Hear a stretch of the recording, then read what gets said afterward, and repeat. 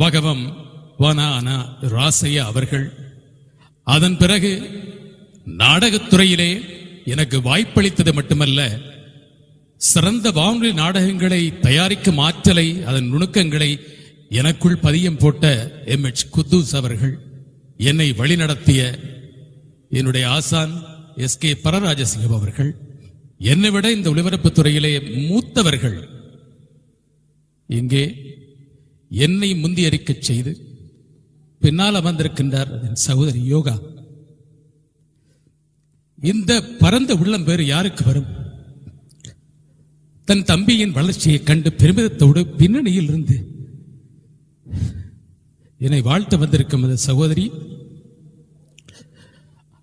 எனக்கு முன்னே அறிவிப்பாளராக பணியேற்ற என் அருமை சகோதரர் விமால் சொக்கநாதன் அவர்கள். அவர்